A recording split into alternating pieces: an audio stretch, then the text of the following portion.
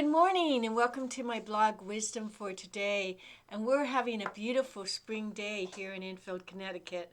And so no matter where you're at, I hope you're enjoying the warmth of the sun and that cool breeze that cools it all down.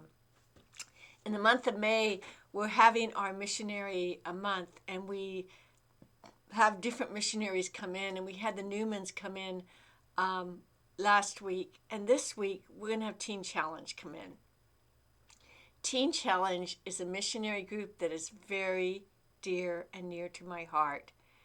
It's the only group that I know of from the church that offers free rehabilitation from drugs and alcohol abuse. And that's so important in our world, because oftentimes by the time someone becomes an addict, they have cleaned out all their resources.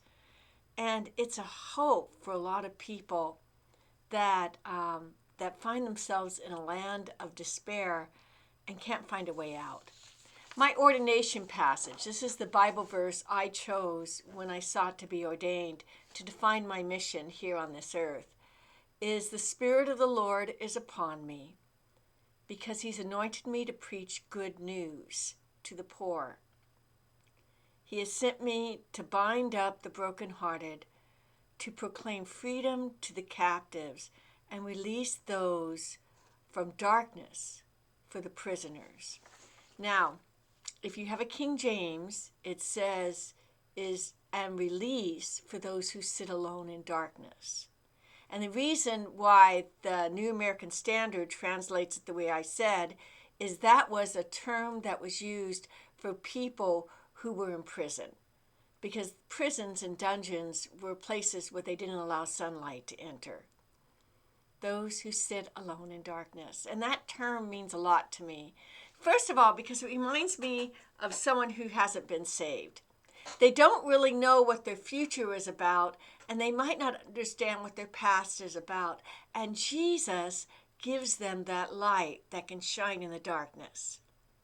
And we find that in the gospel, according to John chapter 1, that in him was life, and that life was the light of men, and the light shines in the darkness, but the darkness can never overcome it and can never consume it. So that's the first thing I like about it. But the second thing is that it reminds me of people that are stuck in extraordinary, desperate situations.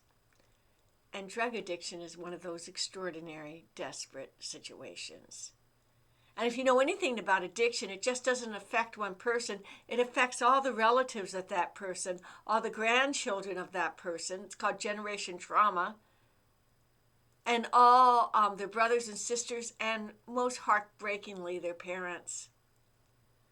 And it usually takes a community to get someone off drugs. It's just not done easily by themselves. And Teen Challenge provides that community. It's called Adult and Teen Challenge because it deals with adults as well as teenagers. When we go forward in our salvation, we understand that God saved us, and we believe that, and we find great personal healing and joy in that, but it means nothing unless we pass it on. And that is the great gift of missions. Listening to our missionaries last week talk about where they serve and things that were going on touched me greatly, especially during the time of questions after church, after the coffee hour. And listening to Teen Challenge and hearing these men and women talk about broken spots where God rescued them and where they're looking to get their feet on a right path also touches me in a very deep place. Simply because it was in my family, and simply because just being in ministry, I've seen the heartbreaking effects of drug abuse. So as you go forward in your day, you might think about what are the people that you know that sit alone in darkness, and offer a prayer of intercession for them. Ask God, how can I help them let the light in? And if there's nothing you can do, say, God, please, you take sovereign control and you let the light in. I hope all of us walk in the light of this beautiful spring day and enjoy its beauty.